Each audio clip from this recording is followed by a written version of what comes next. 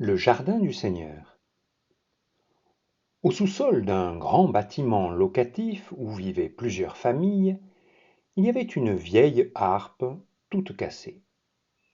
Les habitants avaient bien souvent tenté de la réparer pour en jouer, mais personne n'avait réussi.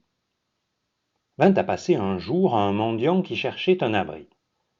Le seul endroit où il put passer la nuit se trouva être un coin de ce sous-sol. Tard, cette même nuit, les gens entendirent le son d'une merveilleuse musique montant de la cave. Ils y trouvèrent le mendiant qui jouait de la harpe. Ils lui demandèrent : « Comment avez-vous pu la réparer et en jouer si bien ?»« Je l'ai fabriquée moi-même, répondit-il. Quand j'étais jeune, j'en ai construit un grand nombre, et celle-ci est l'une d'entre elles. N'aurais-je pas pu réparer un objet de ma fabrication ?» Jean 1, verset 10 déclare que Jésus était dans le monde et que le monde a été fait par lui. Nous sommes la création de ses mains. Je suis au désespoir lorsque j'essaie de me transformer et de m'améliorer par moi-même. J'en suis et en serai toujours incapable. Mais si je m'abandonne à celui qui m'a créé, je vis des miracles. Charles Spurgeon s'écria un jour : « Quel privilège que de me savoir un champ cultivé par le divin jardinier !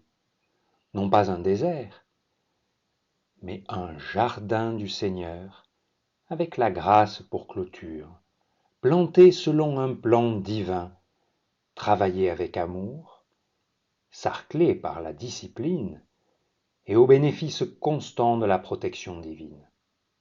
Une âme qui connaît semblable privilège est prête à porter du fruit à la gloire de Dieu. » Oui, pour reprendre les paroles de Paul, vous êtes le champ de Dieu, l'édifice de Dieu.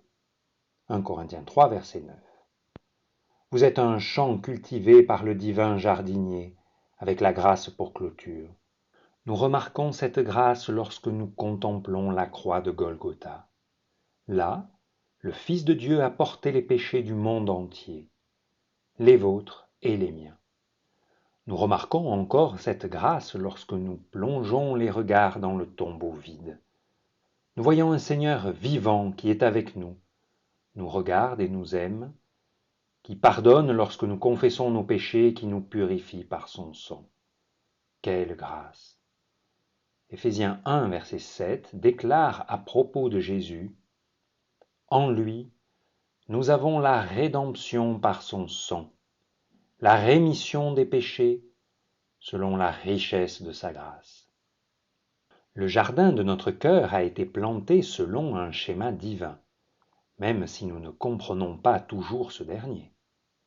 Dieu porte à chacun d'entre nous un intérêt tant microscopique que télescopique. Les cheveux de notre tête sont comptés, mais en même temps, il tient l'univers dans sa main. Oui, notre vie est semblable à un jardin du Seigneur, avec la grâce pour clôture, cultivé avec amour, sarclé par la discipline divine. Le péché vient entre Dieu et nous, telles les mauvaises herbes qui entravent la croissance des plantes et des fleurs. La discipline divine nous cultive en arrachant ces mauvaises herbes, ce qui peut constituer des moments difficiles dans notre vie. J'ai été incarcéré seul dans une cellule pendant 4 mois. Ce fut un temps de labour. Je me suis dit : « Il ne restera rien de toi. » J'étais au désespoir, mais soudain, j'ai vu le côté des choses que Dieu voit. Je me suis considéré comme un champ que l'on labourait et sarclait. J'ai fait part de cette expérience dans une lettre.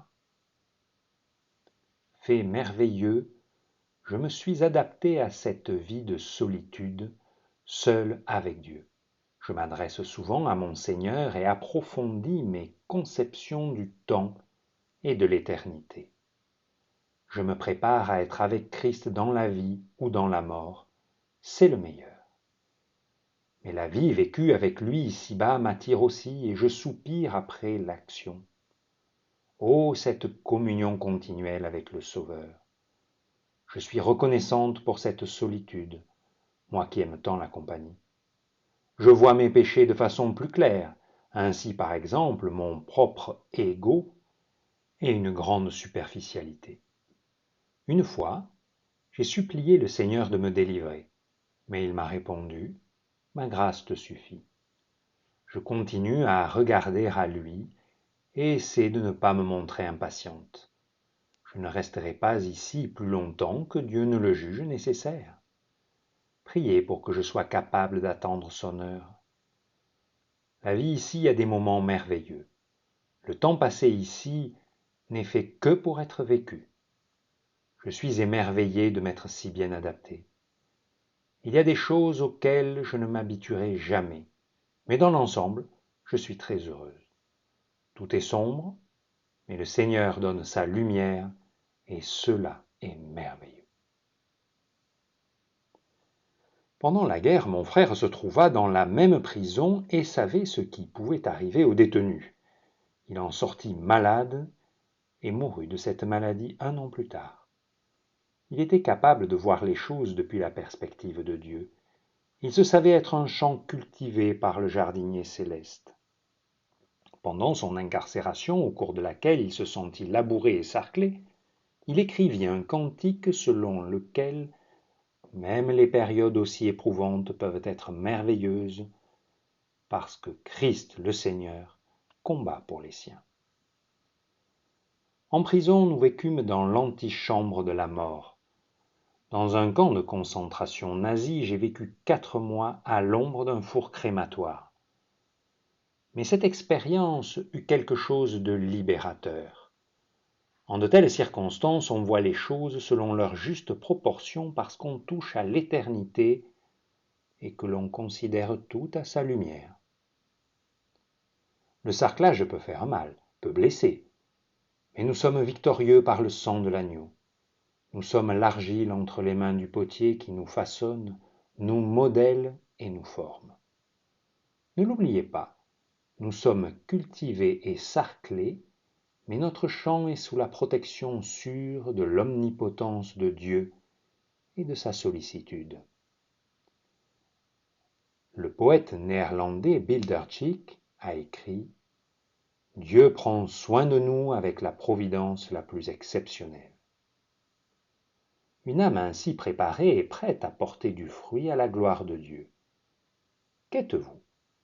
Un désert ou un jardin pour le Seigneur? Si vous êtes un désert, venez à Jésus. Il ne vous rejettera pas. Il a transformé maint désert en jardin où abondent fruits et fleurs.